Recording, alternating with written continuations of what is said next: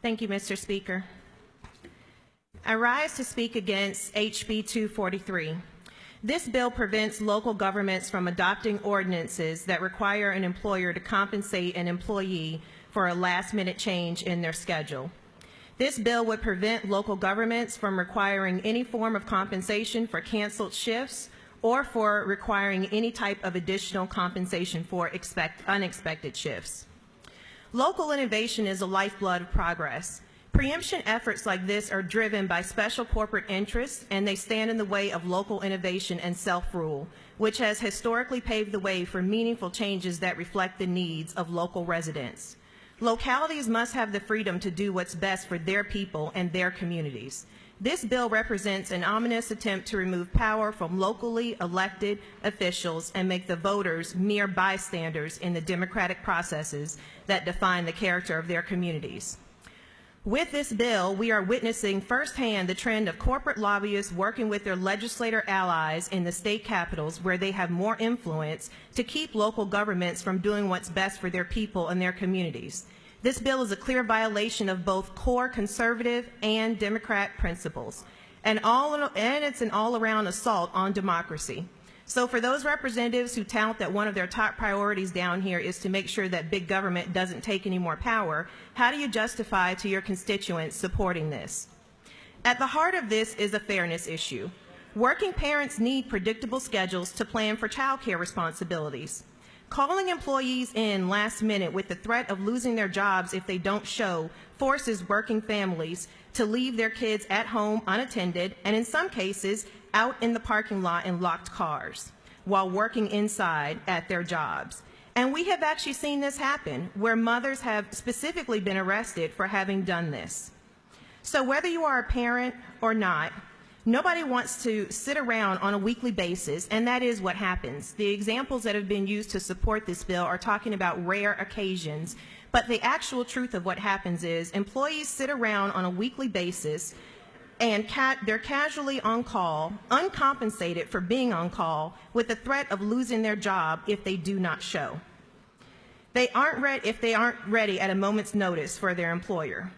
In addition, many workers today need 2 jobs to keep up with the cost of living. So how can you schedule for a second job if you don't even know when you'll be working the first job? At the end of the day, if local governments want to find creative ways to assist with the problem of unpredictable schedules, which is a problem for workers, that should not be prevented by state government. And whether that's through additional compensation or not, we at the state level should not go out of our way to prevent local governments from doing so. Thank you. You have questions if you'd like to yield. I will yield. Chair recognizes the Majority Caucus Whip, Representative Coomer, to your right for a question. Thank you, Mr. Speaker. Does the lady yield? Yes. Thank you. Isn't it true that House Bill 243 does not prevent companies from offering the benefit of predictive scheduling to their employees? That is true. And instead, it just decides that as a state that we have a policy that we will not allow local governments to implement that kind of restriction on free trade and free business in local communities in Georgia, correct? That is what the bill is proposing. Thank you very much. Do you further yield? Yes. Chair recognizes the chair of the committee from which the bill came, Chairman Strickland, to your left for a question. Does the gentlelady yield? Yes. Isn't it true there are currently, by my last count, 538 different cities in our state? Isn't it true that 538 cities? 538 different cities in our state. I can't dispute that. Is it also true there's 159 different counties in our state? I cannot dispute that. Gentlelady, yield further? Yes. Is it also true there's 179 different school boards in our state? That is correct. And is it not true if we do not pass this bill that we're going to allow our state to have close to 1,000 different sets of regulations dealing with employment law benefits? I disagree. You have other questions if you care to yield. That's fine. Is that a yes? Yes. Chair recognizes the minority leader Leader Abrams to your left for a question. Thank you, Mr. Speaker. Will the gentlelady yield? Yes. Is it not true that companies are often driven by a profit motive that will diminish their interest in the needs of their workers? That is absolutely correct. Is it not further true that the state of Georgia operates under the principle of home rule? That is correct.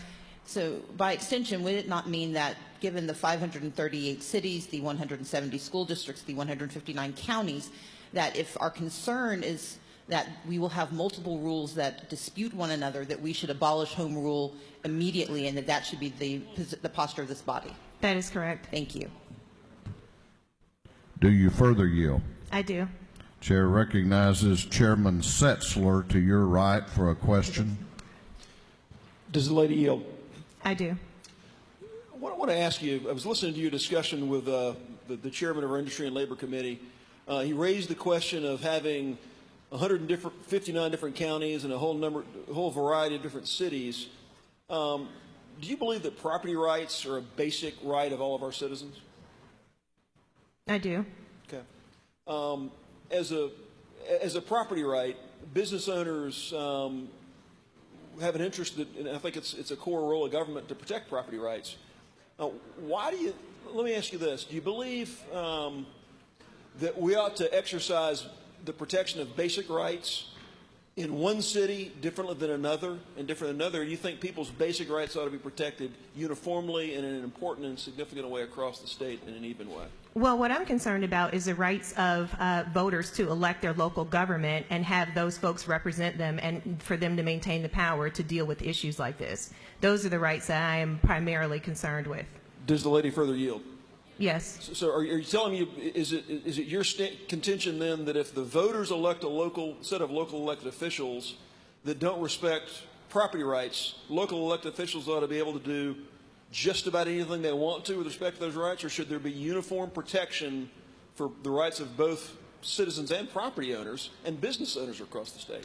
I am not saying that. That's a hypothetical. But what we do know is that if this passes, they will lose the right that I'm concerned about, which is to elect their local government and have the local government move forward on measures that will solve problems for working families. Isn't it true that what you're really saying is that we should have chaos in our labor laws and that the rights of small business owners to not just create jobs but preserve them and maintain them over time would be dramatically undermined? And isn't that true?